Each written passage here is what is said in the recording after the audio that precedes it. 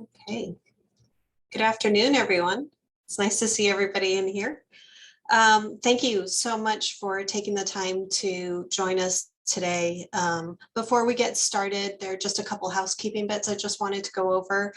I know we all know this, we've been doing this for 3 years, but while we're kind of in this first part of the session, if you could just stay on mute just to eliminate any background noises until we get to the discussion portion of the session. When we get to that portion, when we do open it up for questions and comments, if you wouldn't mind using the raise your hand icon, and that way I'll be able to see you and call on you and share your comments and questions with the senator. And just a couple other notes, there are members of the press that are on this call as well. So thank you for joining us as well. And that this session is being recorded. So with that, I will hand things over to Senator Shaheen for our Washington update. Senator. Well, thanks very much, Tina. I think most of you on the call know Tina Kasim. She's the business staff person in our office in New Hampshire. With us from my staff on this call are Sarah Holmes, who is the state director in New Hampshire, Will Garrity Binger, who works on business and financial issues in Washington, Sarah Weinstein and Ty McEachran, who are with our communications operation. And I think I have everybody who is from our office on the call, and we tried to include folks who we think can help answer questions and try and get back to you if you have issues that we can't answer on the call. Let me thank you all very much for taking time to join us this afternoon, and special thanks to the chambers who are on, who helped organize with us this call. So the Concord, Manchester, and Nashua chambers, thank you all very much for your efforts and for joining us. And for all of you business folks, this is, I'm trying to spend this week alerting people in New Hampshire to where we are on the negotiations around raising the debt ceiling and avoiding a default on behalf of the United States. I'm sure you're following the news somewhat, so you know what's being reported around the negotiations, but I'm sadly to say, I am not as optimistic that this is going to get resolved as I would like to be. And so I thought it was appropriate to let all of you know my concerns and what we think the impact would be. And I'm sorry, my allergies are really bothering me today. So if you'll just give me a minute, Will, maybe you want to start talking a little bit about what we think the implications would be while I get a cough drop and then jump back on. Sure. Yeah, so I think if we reach kind of early June and don't have an agreement to raise the debt limit, you're going to see questions about payments on treasury bills and whether the U.S. is paying its obligations. The key thing here is that this is debts that we already owe, that we've already made promises on, and that these can really reach throughout the economy. The hit to just kind of US GDP is quite large if we suddenly just begin not making payments. And you're going to see that flow through everywhere that federal payments get made. They can start being delayed, and that will affect, people's ability to go out and spend in the economy, grocery stores, restaurants, any kind of operations there. So that becomes kind of an issue that's going to be felt no matter where in the economy you are. Thank you, Will. I'm sorry for that interruption, but as Will said, we've never had a default before, so we don't really know all of the things that would happen if we do default. But we do know what happened in 2011 when we got closer to a default than we ever have in our history. And at that point, the credit rating for the country was downgraded. There were significant implications. Many economists believe that one of the reasons it took us so long to recover from the financial debacle of 2008 had to do with the Budget Control Act that put caps on spending as the result of the fight in 2011 over the debt ceiling. It's particularly frustrating because we've raised the debt ceiling about 80 times since 1960. 50 of those times were under Republican presidents, 30 were under Democratic presidents, and when former President Trump was in office, we raised the debt ceiling 3 times in 4 years without any kind of a battle. So it's really unfortunate that this is playing out as a partisan argument about spending. I think we would all agree that we ought to take a look at the debt and deficit of this country. I support that, but we should not be doing it as part of whether or not we're going to pay our bills. And that's really what, as all of you as business people understand and know, when we are talking about raising the debt ceiling, what we're talking about is paying the bills that the federal government has already incurred. Unfortunately, while we don't know exactly what the ramifications of a default would be, we do know there would be serious implications for anybody who's dependent on federal dollars. I had a conversation earlier today with a number of cities and towns in New Hampshire with municipal officials talking about what the impacts would be to them and what they were concerned about. They all pointed out that most of them are in the middle of their budget process right now, and without knowing what they can depend on from the federal government, it puts them at a real disadvantage. The Municipal Association pointed out that about 1/3 of revenues that we depend on in New Hampshire come from the federal government. So that has a real impact when we think about spending. As Will said, we don't know exactly how Treasury would deal with a default.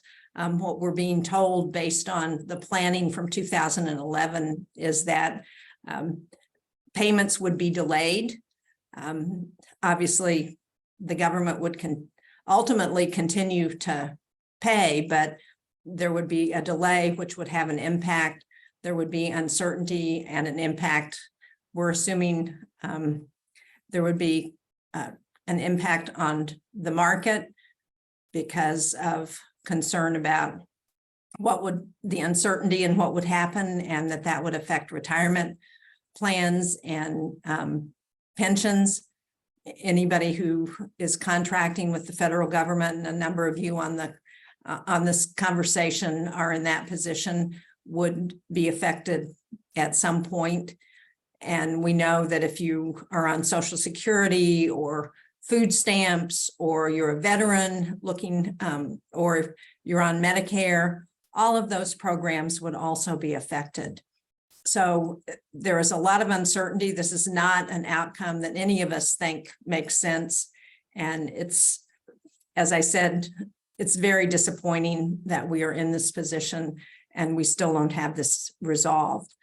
This Treasury Secretary has said June 1st is the date when she thinks we will run out of money. The rating agencies have put that X date at somewhere around June 8th. So there's not an exact number or an exact date that we think will when this will happen, but we have a pretty good idea it's going to be very soon and that we need to act. As I think about having been through the 2011 crisis, I am pessimistic that the circumstances are less positive to get a resolution than we had in 2011. We have a speaker who has a smaller margin in the House than the speaker did in 2011. We have a Senate majority of Democrats in the Senate, where the margin is narrower than it was in 2011. We have a president that I think many people would say is not in the same position that Barack Obama was in 2011. And we have a number of House members who are calling for a default, who want to see that because they think it would help them politically. And then we have another group of folks who think that there would not be much of an impact if we defaulted. Only about 25% of people in this country seem to be paying attention and understand what the impact of a default would be. And we have constituencies, the business community, that has not weighed in, at least with our office, in the same way that the business community did in 2011. So for all those reasons, I'm very concerned about how this gets resolved and about our ability to influence what happens. So that's why I wanted to have this discussion to see if we could try and answer questions, to urge you to do everything you can to encourage a resolution, and to try and think about how we would handle that situation if God forbid it comes to that. So let me stop with that and turn it back to Tina and see if any of you have comments or questions so we can hear from you about what your concerns are. Thank you. Okay. Let's just see here. If no one's going to raise their hand, I might actually pick on someone. Oh, I see Peter. Please go ahead. Thank you. Yeah, Senator, you know, since I'm here, I'd be asking a question. And I'm speaking actually on behalf of my father-in-law, where I'm actually working out of my home office. In 6 weeks, he'll be 103. He may be the oldest citizen here, and I believe he's the oldest citizen in Nashua, maybe one of the oldest in the state. And you said Social Security impact. And I can tell you he's considerably worried about that. And this is a guy who actually hid Jews. He was Dutch.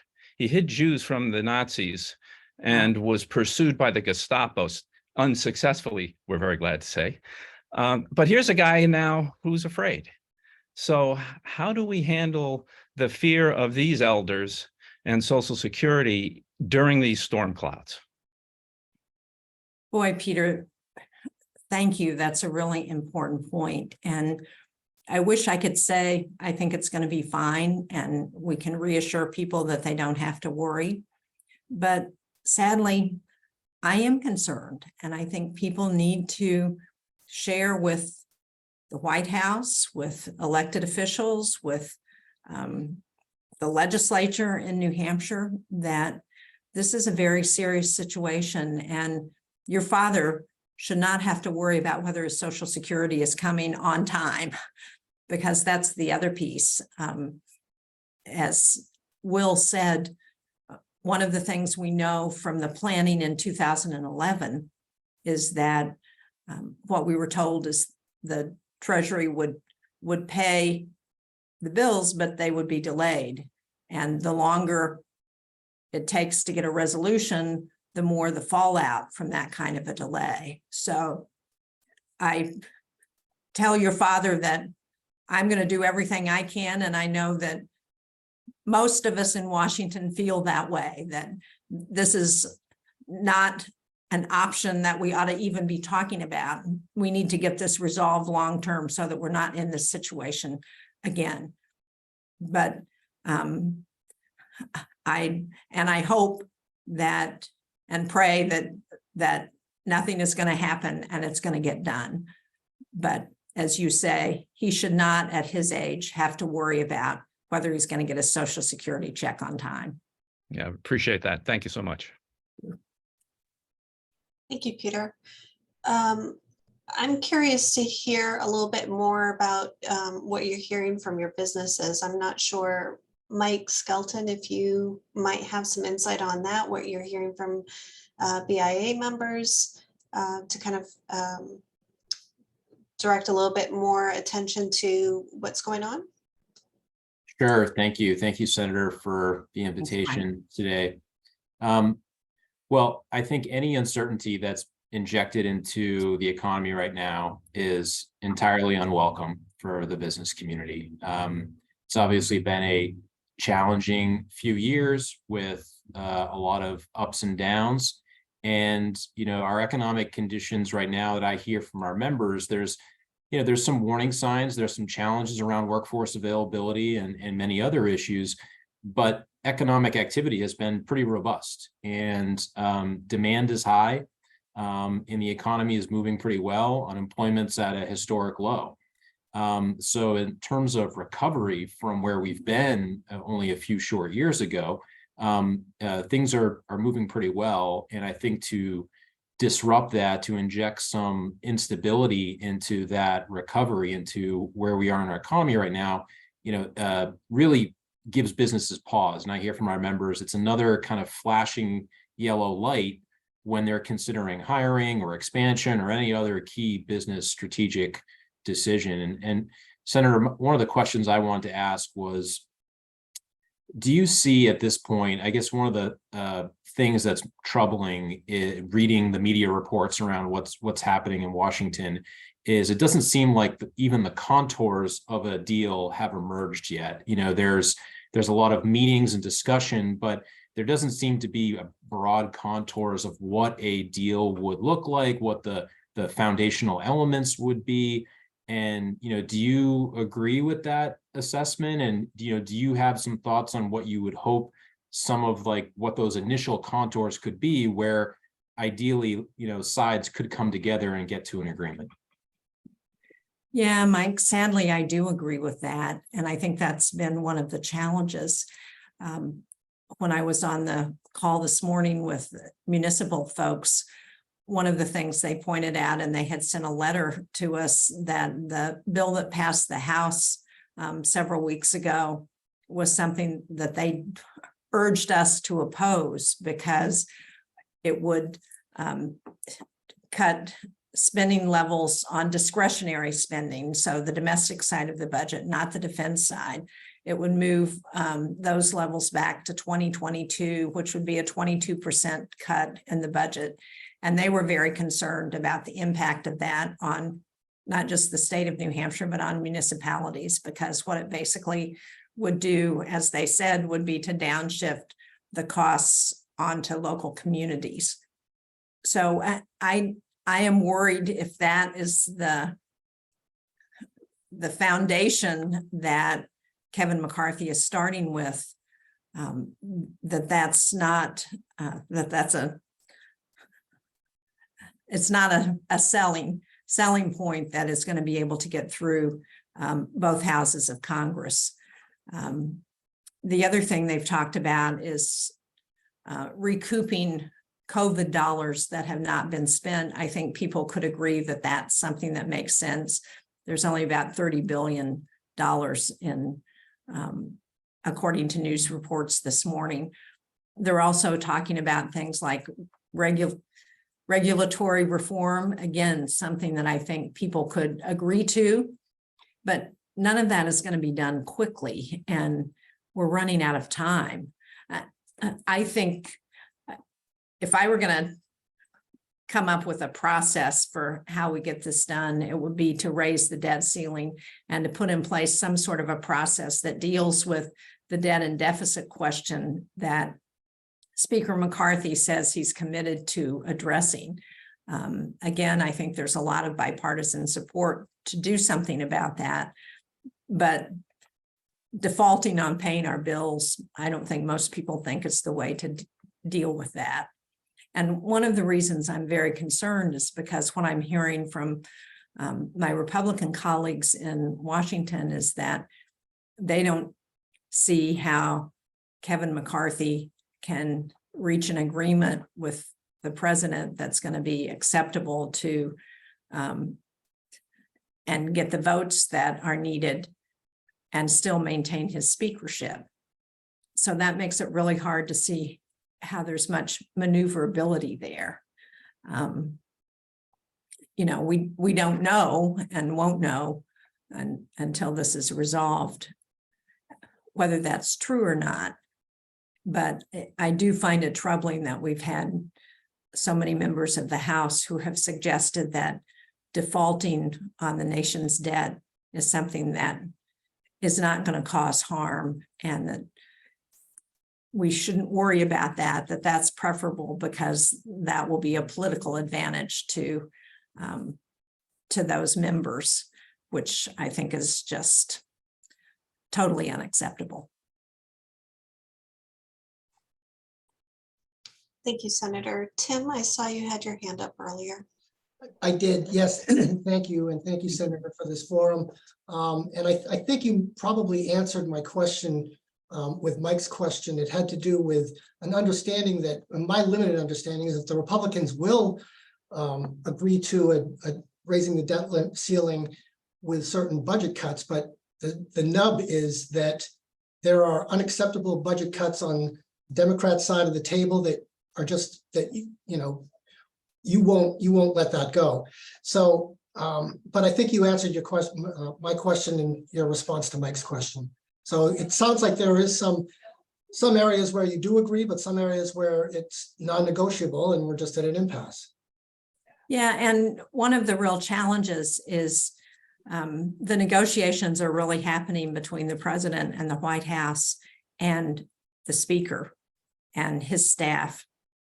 This is not like some of the crises that I've been involved in when there were the threats of government shutting down, where those of us in the Senate and the House, for that matter, on both sides of the aisle could get together and say, okay, we can come up with a resolution here that we can agree to and would be able to work on that, because this is really a debate between the speaker and his Republican caucus in the House and the president. And that's where the negotiation's happening. So it's hard to figure out how we can weigh in a way that is going to influence the outcome of that, beyond what we're doing right now, which is trying to make it clear that a default is not an option, and we need to come up with a process that allows us to reach agreement, but doesn't default on the country's debt.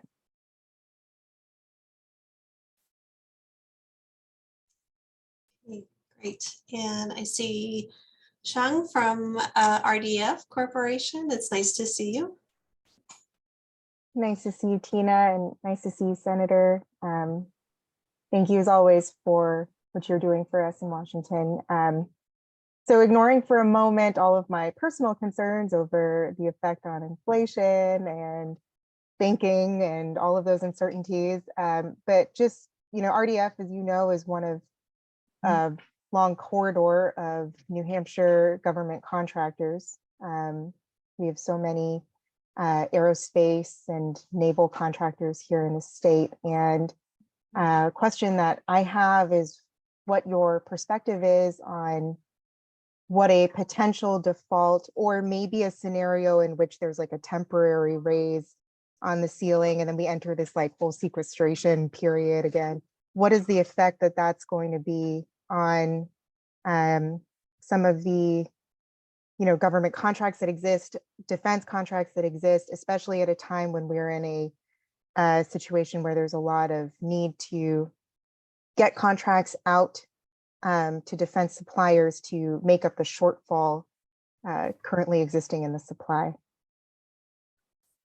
Yeah, I think as I understand all of you who are CEOs and business people, one of the worst things for you is uncertainty. And what the situation now is creating is a lot of uncertainty. And it's a particular challenge for those companies who have government contracts. Now, again, as I understand, the way things would work is that funding would get delayed so that the government would pay when there was revenue, but it wouldn't it wouldn't necessarily be on time. And so that again creates uncertainty for you as a business person in terms of your ability to make your payroll and pay your bills, and that has a cascading effect throughout the economy.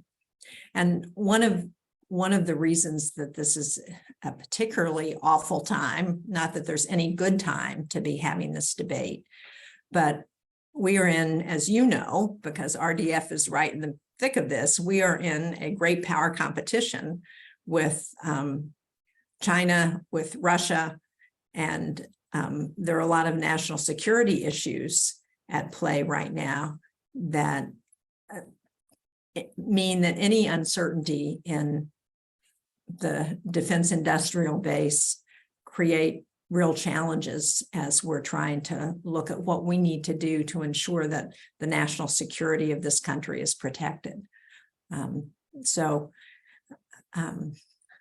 I appreciate both the personal and the business concerns that you're raising, because I think it creates the potential for a real chaotic situation that can affect not just those people who are on federal programs, businesses that are on, have contracts with the government, but it then has an effect throughout the economy at a time when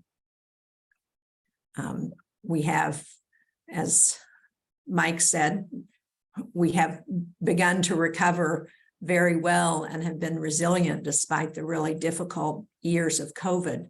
And to have something like this happen is a real, like shooting ourselves in the foot.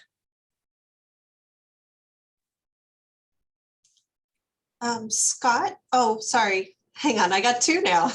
Mike and Scott all at the same time. Why don't we go with Scott first? Mike, I'll come back to you. Governor Shaheen, thank you for being with us. We bankers are not necessarily known for optimism. However, I am optimistic that cooler heads will prevail and find a way out of this. I guess the thing that I'm less optimistic about is the related matter of what I see as the simplicity on a budgetary perspective, that without some type of controls on either defense and or Social Security, that we can never, in fact, balance the budget. And I hope you'll tell me that A, I'm wrong, or B, that I'm right, and there's plenty of political courage all around to get it done. I mean, I know it's a big, broad, fat area, but what are your thoughts on that? You know, Scott, I think you raised a really important point. And I appreciate that you're optimistic. I hope that I am wrong. But right now, our expenditures are exceeding revenues. And that's not around the debt ceiling fight. That's just what's been happening over recent years because of a number of decisions that have been made at the federal level. And that has an impact on our ability to pay down the debt. When I first got to the Senate back in 2009 and 10, there was a bipartisan effort that looked at how we could deal with the debt and deficit long term. And it looked at things like Social Security and Medicare and revenues and expenditures. And we came up with, you may remember there was actually a report, the Simpson-Bowles Commission is what it was called. And they came up with a series of recommendations that would have addressed the debt and deficit over a period of years in a way that I think would not have would probably have upset everybody, which in my mind meant that it was probably a pretty good proposal because in some areas it made cuts, in other areas it looked at revenues. That effort failed and it has not been resumed, but it is that kind of effort that I really think we need to to put in place, because long-term, we need a very thoughtful, independent approach to how we deal with the spending at the federal level, and how we do it in a way that protects the social safety net, because, you know, most of us believe that we paid into Social Security and we ought to be able to get the money that we paid in, that people who are destitute need help, that people should have health care, that people who can't afford to eat need to have some support. So, and that we have to address the national security of this country at a time when we are dealing with competition from the People's Republic of China and looking at the conflicts around the world. So I think it's got to be a thoughtful process, and we ought to be able to do that. I don't think we can do that right now as part of this debate over raising the debt ceiling. Thoughtful, thank you. Thank you. Okay, Mike, over to you. Hi, Senator. It's nice to see you again. It's been a long time. I haven't seen you since before COVID, I think. No, we got the Exim Bank back, and that was a big news. thing. So, Yes. however, a lot of good it's going to do us, Senator. I'm a little concerned, and part of it, obviously, 90% of our business is international. I'm in Saudi Arabia. We're working with Chinese contractors worldwide, and I got to tell you, with friends like the U.S. Congress and U.S. government, who needs enemies? They're winning. They're not. People talk about they're going to win. They're going to succeed. They are winning, and that part is the part back here that's incredibly frustrating to us in business, because between raising interest rates and trying to cut, to try to lower the labor, market, the strength of the labor market to help control inflation. Yet, during the last jobs report, the largest growth segment in that jobs report was the federal government. At the same time that they're asking us business people to lower the hiring rate so that we bring relief to the growth and the cost of everything.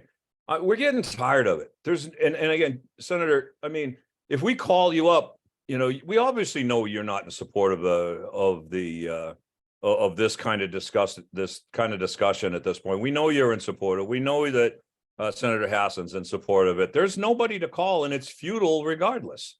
Nothing's going to happen. The Congress is just going to play itself out, because special interest is controlling everything that's going on. And there's never going to be a discussion on the debt or reduction of spending in this country so long as each of you have to raise money from private interests and outside the government. Because we saw that during the health insurance crisis. And now every single solitary time we turn around, this government is causing crisis after crisis after crisis to its own people, to its own business environment, and to its own ability to compete on an international stage. The Chinese aren't doing it. It's us. And this is a problem. And this one crisis is, something has to happen, Senator. This is ridiculous.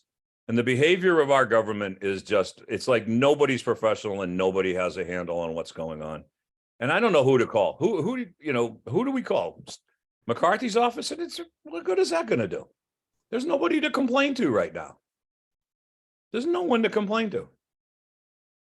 Well, I share your frustration, Michael. And I would urge you to complain to everybody, to call the White House, to call McCarthy's office, to call Governor Sununu, to call your legislator, because I do think that government responds when people get concerned enough about what's going on. I am not as totally upset with government as you sound like, because I think if we look at what happened during the pandemic, the investments that the federal government made are one reason that we have an economy that is as resilient as it is. Now, inflation has been too high, and we've had supply chain issues. But if you look at how our economy has come back, I just had a meeting this morning with the head of the Boston Federal Reserve, and we were talking about the resilience in the economy, the low unemployment rate, the amount of business growth, the fact that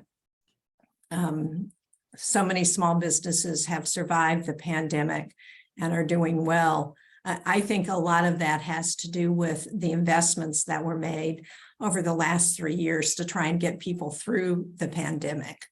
Now, I would agree that at this point, we need to look at what we can do to address some of the excesses that happened, and how do we continue to support innovation and entrepreneurs in our business. And I think that's one of the things that I've tried to focus on, and one of the areas where I think we need to look for continued investments. But I think if we had not done those PPP loans for small business, if we had not done the investments in the American Rescue Plan for state and local governments, if we had not done a bipartisan infrastructure package to make significant investments in infrastructure, if we had not invested to get a vaccine to address COVID, we would be in a very bad place right now. So I understand your frustration. I share much of it, but I do think there's some good that has been done over the last few years. And the challenge that we have right now is to build on that, to figure out what's not working. And as you say, the gamesmanship right now around raising the debt ceiling are part of that. I think we need to get rid of the requirement. We're the only industrialized nation that has this kind of a requirement on raising the debt ceiling before spending. It's something that was put in place in 1917 as a way to try and make it easier for the government to pay its bills. And the fact that it's being used now in the way it's being used is just not acceptable. I agree with you. The biggest gift we could give to the People's Republic of China, the biggest gift we could give to our adversaries would be to default on the nation's debt and throw not just our country, but the global system into a recession, lose the dollar as the basis of the financial system, and create chaos and unemployment everywhere. I think that is a terrible outcome. And I think we need to do everything possible to ensure that people, our colleagues, the people we talk to, are paying attention to what's going on, because that's how we make democracy work. Thank you, Senator. I'm curious if we could get a couple of our larger employers to chime in. If you have a moment, Tom Bishop from BAE or Joe Murray from Fidelity, if you happen to be available. I'm going to defer to Joe if he jumps on. Oh, he's There's eating Joe. lunch. Oh, I caught Joe eating lunch. I'm Tom, good. would you mind? Yeah, I think the challenge here is that there's no playbook. So I will say, I think if you're used to dealing with the government, you're used to, operating under continuing resolutions. Unfortunately, we've seen shutdowns in the past. Generally there's guidance that gets rolled out for shutdowns, same for CRs. But there is nothing like this for a default. And so we're aligned with the comments we've heard today that we're hoping we don't get to that point. So we really appreciate you pulling everybody together today. But, what happens with stop works, that type of thing, we're unfamiliar. This is new ground for us. If it were to happen, we hope it doesn't. Yes, I share that, Tom. Yeah, Senator, I'll just add, great that you pulled this group together and keep us informed, and appreciate your call for businesses to engage. As you know, we typically engage more behind the scenes, but we're definitely watching the debate play out. As you also know, we have a lot of operations here in New Hampshire that relate directly to the outcome of the crisis. And we're, as we were in 2011, we are well positioned and really look at stability, liquidity as all our guiding lights all the time. So we're in that position now, but certainly interested in seeing an outcome. And hopefully when we see you next month with Mike Skelton and the BIA, we can look back and talk about how we how we got through this. Well, that will be great. I hope we can do that. And I hope I will see all of you at Business New Hampshire and Experience New Hampshire in June. And, you know, maybe you or Tom can talk about whether you've weighed in with your government relations folks, because one of the things that has surprised me over the last few weeks as I've talked to the business people who have been in my office, as I've talked to lobbyists in Washington, has been the reaction that, oh, well, this is going to get solved, and so we don't need to worry about it. And I have found that concerning, because I think it's really important.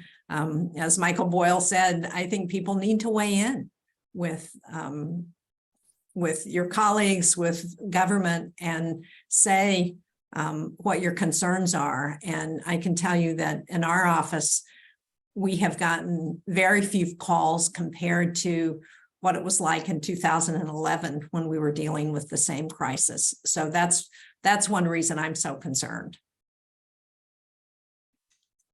I see 3 hands raised: Sean, Scott, and Heather. Just want to make sure those aren't, we're not stuck with hands up, but Sean, do you want to start? Sure. So, Senator, we know you're a very practical person.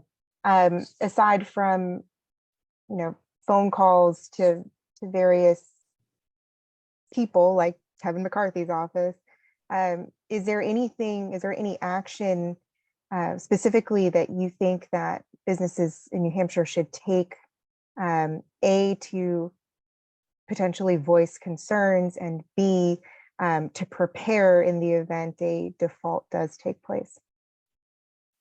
I think if you're a member of an association of some kind, I hope you'll weigh in with the association and urge them to weigh in at the federal level with all of their contacts, whether it be in the House, the Senate, the White House, because I do think that's important.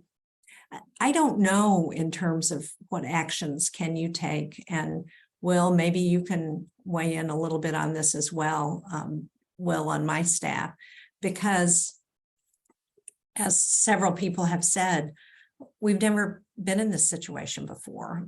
2011 is the closest that I have come to that. And the outcome in 2011, we did raise the debt ceiling, but it was after, as the result of what happened in that crisis, the credit rating got downgraded. We had put in place sequestration that had real impacts on the economy for a number of years as the result of that. So it's hard to know what we might do that other than deal with the problem and hopefully make a decision that we are not going to do this anymore, which is what I think we really need to do to ensure that we don't have this self-inflicted wound in the future. But Will, do you have any suggestions for how the business community might respond?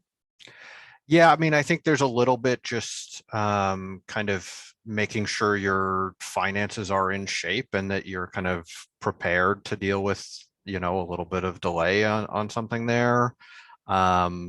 Shoring up a balance sheet, whatever it is, just making sure that things are kind of set up for that, because kind of in addition to federal payments being delayed and the impact on the economy there, it is possible that you'll see tighter credit going forward for a little bit, especially if this kind of drags on for a bit. So that's kind of the general thing that I would say. But again, we don't know exactly what will happen. Thanks. I think we have time to take one more question. Heather, I see your hand up. Thank you, Tina, and thank you, Senator, for pulling us together. I think some of my comments did just get covered. It was more action oriented on what we can do moving forward. It's tough to figure out what to do when you're not quite sure what you're dealing with. So I think we're in a weird kind of limbo state, of course, right now. I will echo what Mike Skelton said from the BIA's perspective, that at the Greater Manchester Chamber, the business sentiment has very much been that the recession piece that we all prepared for during budget time last fall wasn't nearly as catastrophic and detrimental as we expected. And, businesses finding that their costs weren't quite as high, even with the inflation, and feeling really good and optimistic about the economy as a whole. It is pretty much humming, surprisingly. And I think this is a great deal of uncertainty that feels very helpless, and I think a lot of us have echoed. So I think anything that we can find for tangible ways to reach out, even if it's down the line, once we know more exactly what we're dealing with, happy to be a voice for that, of course, through our chambers. And I think we can, help to megaphone how our businesses can recover depending on what happens. But I really appreciate learning more today because I think it's really important for all of us business leaders to get out in front of this and start thinking. Well, thanks very much, Heather, and thank you all so much for taking time to join us today.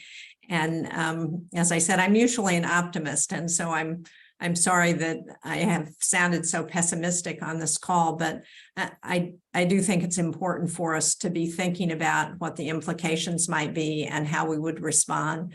And if we can answer questions or be helpful in any way, I hope you will feel free to call either in Washington or in New Hampshire. And as Joe said, hopefully by the time we get to New Hampshire Business Day in June, this will be behind us and it will have been resolved, and we can decide how we're going to go forward, both to deal with the debt and deficit and also to make sure that we never get in this situation again. So thank you. I really look forward to seeing you all as I'm traveling around New Hampshire, and appreciate the good work that you do every day. Thank you, everyone. Thanks. Thanks.